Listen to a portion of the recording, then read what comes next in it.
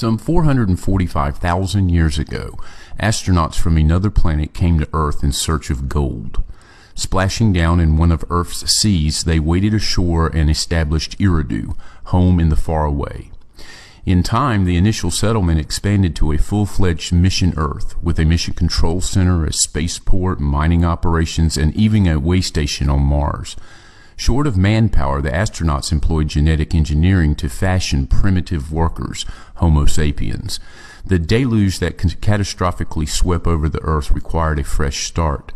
The astronauts became gods, granting mankind civilization, teaching it to worship. Then, about 4,000 years ago, all that had been achieved unraveled in a nuclear calamity, brought about by the visitors to Earth in the course of their own rivalries and wars.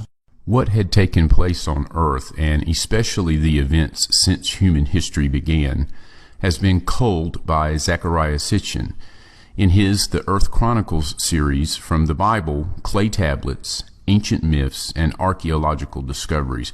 But what had preceded the events on Earth, what had taken place on the astronauts' own planet, Nibiru, that caused the space journeys, the need for gold, the creation of man?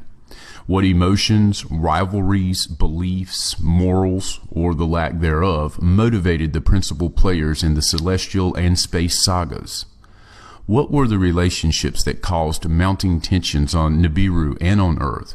What tensions arose between old and young, between those who had come from Nibiru and those born on Earth? And to what extent was what had happened determined by destiny, a destiny whose record of past events holds the key to the future? Would it not be auspicious were one of the key players, an eyewitness, and one who could distinguish between fate and destiny, to record for posterity the how and where and when and why of it all, the first things and perhaps the last things?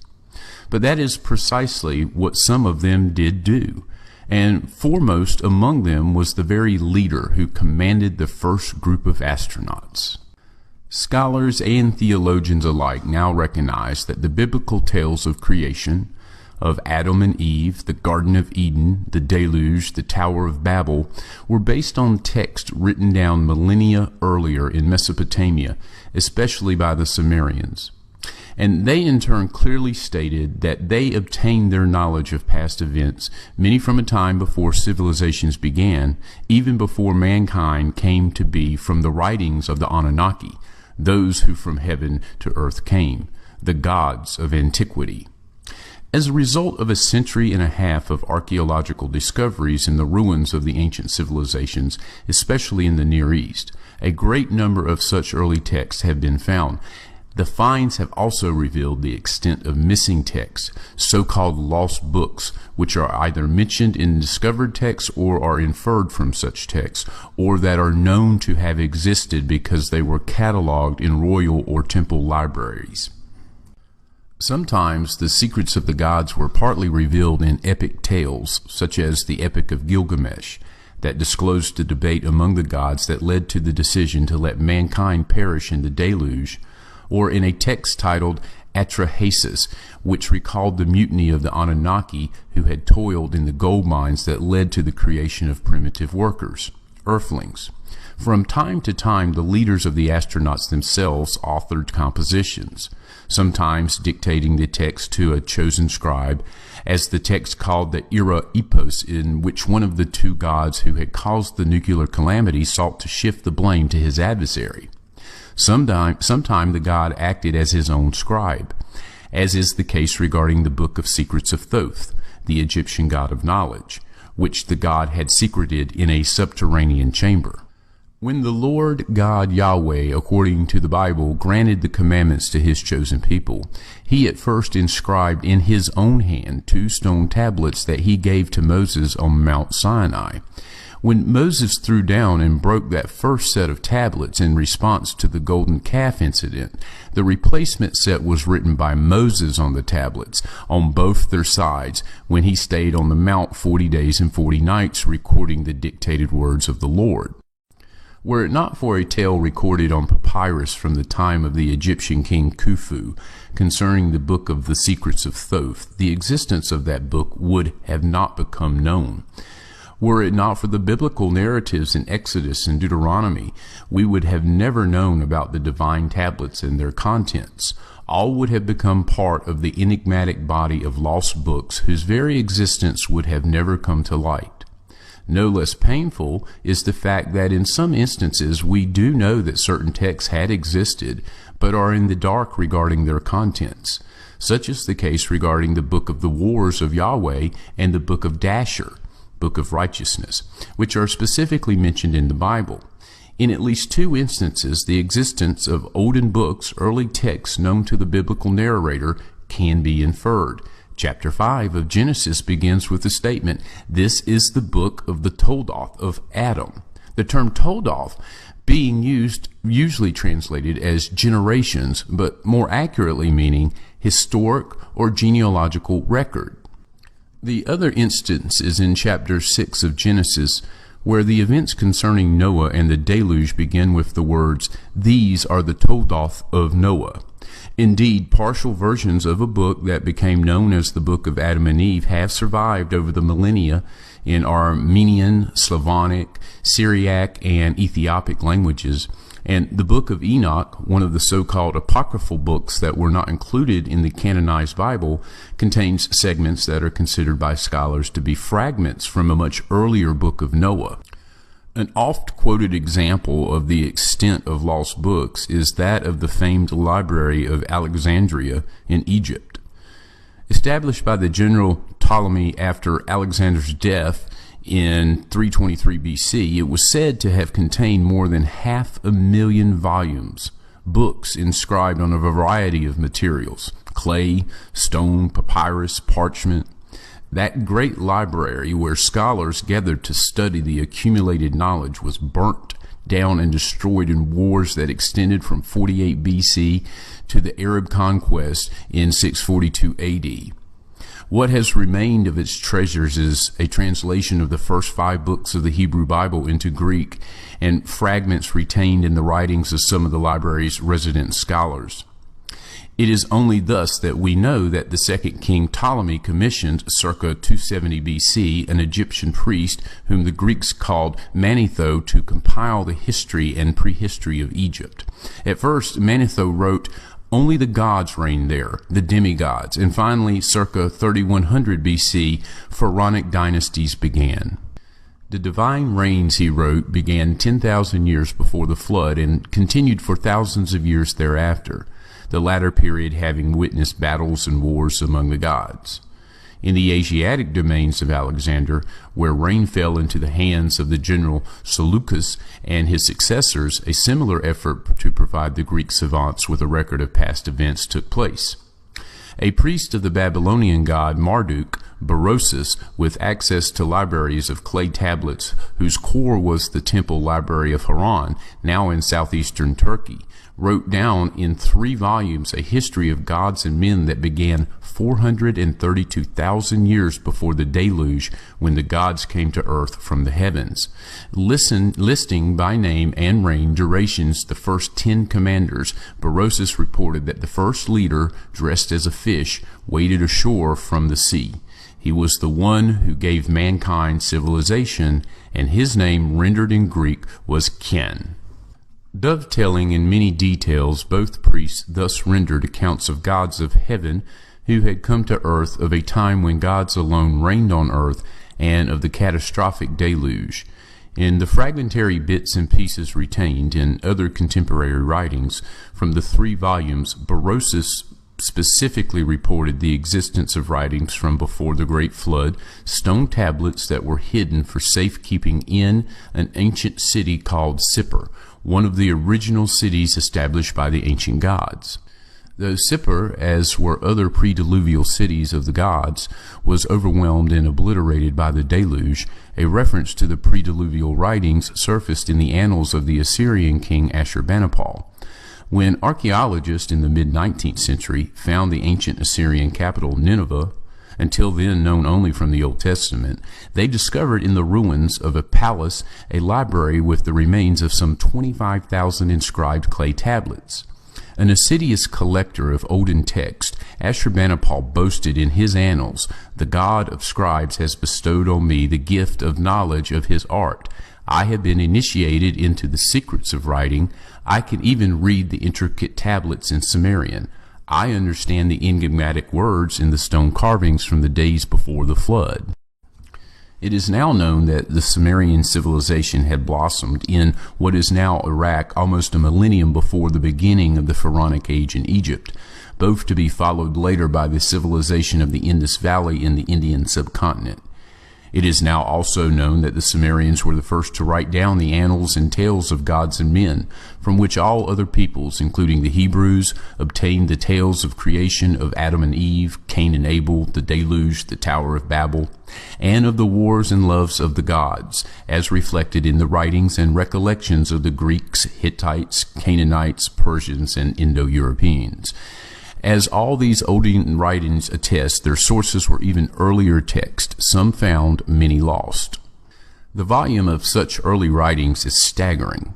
Not thousands, but tens of thousands of clay tablets have been discovered in the ruins of the ancient Near East. Many deal with or record aspects of daily life, such as trade or workers' wages and nuptial contracts. Others, found mostly in palace libraries, constitute royal annals. Still others, discovered in the ruins of temple libraries or scribal schools, constitute a group of canonized texts, a secret literature that were written down in the Sumerian language and then translated to Akkadian, the first Semitic language, and then other ancient languages. And even in those early writings, going back almost 6,000 years, references are made to lost books, text inscribed on stone tablets. Among the incredible, to say fortunate does not fully convey the miracle, finds in the ruins of ancient cities and their libraries are clay prisms inscribed with the very information about the 10 pre-diluvial rulers and their 432,000 years total reign to which Berosus had referred. Known as the Sumerian Kings List, and on display in the Ashmolean Museum, Oxford, England, their several versions leave no doubt that the Sumerian compilers had access to some earlier common or canonized textual material. Coupled with other equally early texts discovered in various states of preservation, they strongly suggest that the original recorder of the arrival, as well as of preceding events and certainly of following events, had to be one of those leaders, a key participant, an eyewitness. One who had been an eyewitness to all those events, indeed a key participant in them, was the leader who had splashed down with the first group of astronauts. At that time, his epitaph name was Ea, he whose home is water. He experienced the disappointment of having command of Earth mission given to his half-brother and rival Enlil, lord of the command, a humiliation little mitigated by granting him the title Enki, lord of Earth. Relegated away from the cities of the gods and their spaceport in the Eden to supervise the mining of gold in the Absu, it was Ea Enki, a great scientist, who came across the hominids who inhabited those parts. And so when the Anunnaki, toiling in the gold mines, mutinied and said no more, it was he who realized that the needed manpower could be obtained by jumping the gun on evolution through genetic engineering, and thus did the Adam, literally, he of the earth, earthling, come into being. As a hybrid, the Adam could not procreate. The events echoed in the biblical tale of Adam and Eve in the Garden of Eden record the second genetic manipulation by Enki that added the extra chromosomal genes needed for sexual procreation. And when mankind, proliferating, did not turn out the way it had been envisioned, it was he, Enki, who defied his brother Enlil's plan to let mankind perish in the deluge, the events whose hero has been called Noah in the Bible and Sesudra in the early original Sumerian text. The firstborn son of Anu, Nibiru's ruler, Ea Enki, was well versed in his planet's and its inhabitants' past. An accomplished scientist, he bequeathed the most important aspects of the advanced knowledge of the Anunnaki, especially to his two sons, Marduk and Ningishzida, who as Egyptian gods were known there as Ra and Thoth, respectively. But he also was instrumental in sharing with mankind certain aspects of such advanced knowledge by teaching to selected individuals the secrets of the gods. In at least 2 instances, such initiates wrote down, as they were instructed to do, those divine teachings as mankind's heritage. One, called Adapa and probably a son of Enki by a human female, is known to have written a book titled Writings Regarding Time, one of the earliest lost books. The other, called Enki, was in all probability the prototype of the biblical Enoch, the one who has taken up to heaven after he has entrusted to his sons the book of divine secrets, and of which a version has possibly survived in the extra-biblical book of Enoch. Though the firstborn of Anu, he was not destined to be his father's successor on the throne of Nibiru. Complex rules of succession, which reflected the convoluted history of the Nibiruans, gave that privilege to Enki's half-brother Enlil. In the effort to resolve the bitter conflict, both Enki and Enlil ended up on a mission to an alien planet, Earth, whose gold was needed to create a shield for preserving Nibiru's dwindling atmosphere. It was against that background, made even more complex by the presence on Earth of their half-sister Ninharzag, the chief medical officer of the Anunnaki, that Enki decided to defy Enlil's plan to have mankind perish in the deluge. The conflict carried on between the 2 half-brothers' sons, even among their grandchildren. The fact that all of them, and especially those born on Earth, faced the loss of longevity that Nibiru's extended orbital period provided, added personal agonies and sharpened ambitions. It all came to a climax in the last century of the 3rd millennium BC when Marduk, Enki's firstborn by his official spouse, claimed that he and not Enlil's firstborn son, Ninurta, should inherit the earth.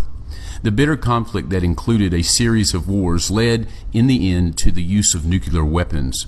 The ensuing, though unintended, result was the demise of the Sumerian civilization. The initiation of chosen individuals into the secrets of the gods had marked the beginning of priesthood, the lineages of mediators between the gods and the people, the transmitters of the divine words to the mortal earthlings. Oracles' interpretations of divine utterances were commingled with the observation of the heavens for omens. And as mankind was increasingly drawn to take sides in the godly conflicts, prophecy began to play a role. Indeed, the term to denote such spokesmen of the gods who proclaimed what was to come, Nabi, was the epitaph for Marduk's firstborn son, Nabu, who had tried on behalf of his exiled father to convince mankind that the heavenly signs bespoke the coming supremacy of Marduk. These developments sharpened the realization that one must distinguish between fate and destiny. The proclamations of Enlil, sometimes even of Anu, that used to be unquestioned were now subject to the scrutiny of the difference between Nam, a destiny like the planetary orbits whose course had been determined and was unchanged, and Namtar, literally a destiny that could be bent, broken, changed, with which was fate.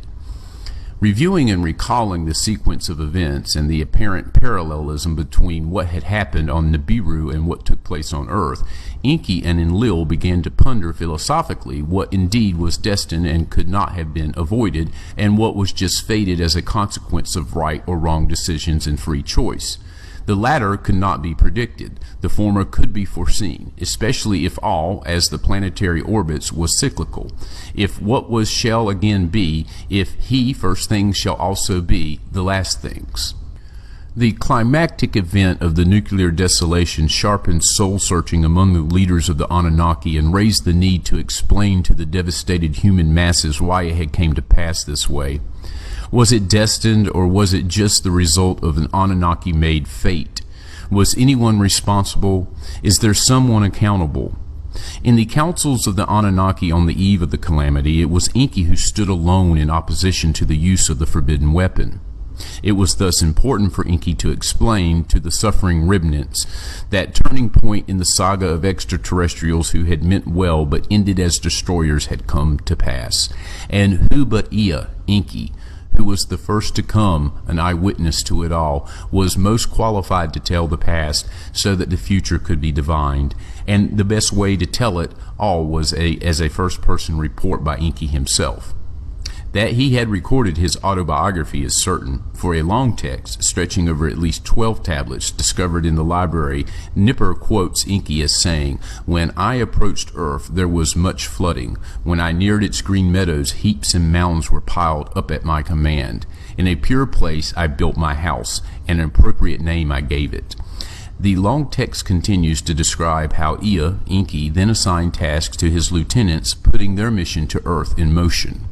Numerous other texts that relate varied aspects of Enki's role in the ensuing development serve to complete Enki's tale. They include a cosmogony, an epic of creation, at whose core lay Enki's own text, which scholars call the Eridu Genesis. They include detailed descriptions of the fashioning of the atom. They describe how other Anunnaki, male and female, came to Enki in his city Eridu to obtain from him the Me, a kind of data disk that encoded all aspects of civilization. And they include text of Enki's private life and personal problems, such as the tale of his attempts to attain a son by his half-sister Ninharzak, his promiscuous affairs with both goddesses and the daughters of man, and the unforeseen consequences thereof.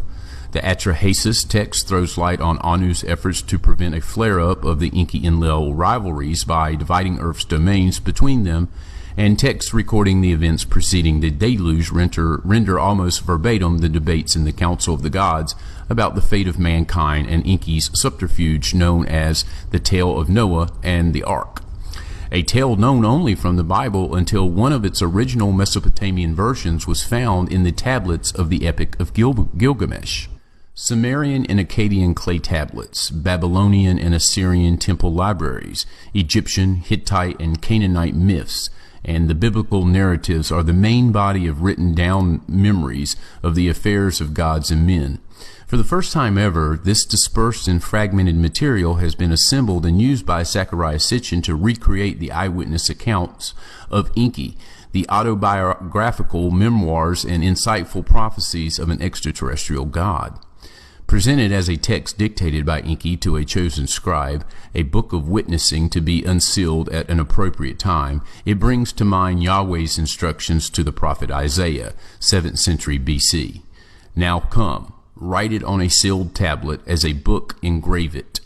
Let it be a witnessing until the last day, a testimony for all time." Isaiah 30:8. In dealing with the past, Enki himself perceived the future. The notion that the Anunnaki exercising free will were masters of their own fates, as well as the fate of mankind, gave way, in the end, to a realization that it was destined that, when all was said and done, determined the course of events, and therefore, as the Hebrew prophets had recognized, the first things shall be the last things. The record of events dictated by Enki thus becomes a foundation for prophecy, and the past becomes the future. The words of Indubsar, master scribe, son of Eridu city, servant of the Lord Enki, great God. In the 7th year after the great calamity, in the 2nd month, on the 17th day, I was summoned by my master, the Lord Enki, great God, benevolent fashioner of mankind, omnipotent and merciful. I was among the remnants of Eridu who had escaped to the arid steppe just as the evil wind was nearing the city. And I wandered off into the wilderness to seek withered twigs for firewood. And I looked up, and behold, a whirlwind came out of the south. There was a reddish brilliance about it, and it made no sound. As it reached the ground, 4 straight feet spread out from its belly, and the brilliance disappeared. And I threw myself to the ground and prostrated myself, for I knew that it was a divine vision. And when I lifted my eyes, there were 2 divine emissaries standing near me. And they had the faces of men, and their garments were sparkling like burnished brass. And they called me by name and spoke to me, saying, "You are summoned by the great God, the Lord Enki. Fear not, for you are blessed, and we are here to take you aloft, and carry you unto his retreat in the land of Magan, on the island amidst the river of Magan, where the sluices are. And as they spoke, the whirlwind lifted itself as a fiery chariot and was gone. And they took me by my hands, each one grasping me by one hand. And they lifted me and carried me swiftly between the earth and the heavens as the eagle soars. And I could see the land and the waters and the plains and the mountains. And they let me down on the island at the gateway of the great God's abode. And the moment they let go of my hands, a brilliance as I had never seen before engulfed and overwhelmed me, and I collapsed on the ground as though voided of the spirit of life. My life senses returned to me as if awakened from the deepest sleep by the sound of the calling of my name. It was in some kind of an enclosure. It was dark, but there was also an aura. Then my name was called again by the deepest of voices. And although I could hear it, I could not tell whence the voice came, nor could I see whoever it was that spoke. And I said, "Here I am." Then the voice said to me, "Indubzar, offspring of Adapa, I have chosen you to be my scribe, that you write down my words on the tablets." And all at once there appeared a glowing in one part of the enclosure. And I saw a place arranged like a scribal workplace, a scribe's table and a scribe's stool. And there were finely shaped stones upon the table. But I saw no clay tablets nor containers of wet clay. And there lay upon the table only one stylus, and it glistened in the glowing as no reed stylus ever did. And the voice spoke up again, saying, "Indubzar, son of Eridu city, my faithful servant, I am your lord Enki. I have summoned you to write down my words, for I am much distraught by what has befalling mankind by the great calamity.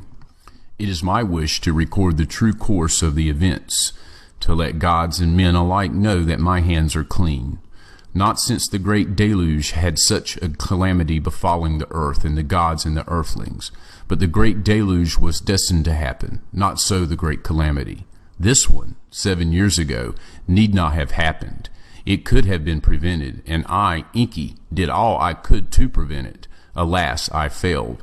And was it fate or was it destiny? In the future shall it be judged, for at the end of days a day of judgment there shall be. On that day the earth shall quake, and the rivers shall change course, and there shall be darkness at noon, and a fire in the heavens in the night. The day of the returning celestial God will it be. And who shall survive, and who would perish? Who shall be rewarded, and who will be punished? Gods and men alike. On that day shall it be discovered, for what shall come to pass by what had passed shall be determined, and what was destined shall in a cycle be repeated, and what was fated and only by the heart's will occurring for good or ill shall for judgment come. The voice fell silent. Then the great Lord spoke again, saying, "It is for this reason that I will tell the true account of the beginnings and of the prior times and of the olden times, for in the past the future lies hidden. For 40 days and 40 nights shall I speak, and you will write. 40 shall be the count of the days and the nights of your task here, for 40 is my sacred number among the gods. For 40 days and 40 nights you shall neither eat nor drink. Only this once of bread and water shall you partake, and it shall sustain you for the duration of your task." And the voice paused, and all at once there appeared a glowing in another part of the enclosure, and I saw a table, and upon it a plate and a cup. And I rose up thereto, and there was bread on the plate and water in the cup. And the voice of the great Lord Enki spoke up again, saying, "Indubzar, eat the bread and drink the water, and be sustained for 40 days and 40 nights. And I did as directed, and thereafter the voice directed me to sit myself at the scribal table, and the glowing there intensified.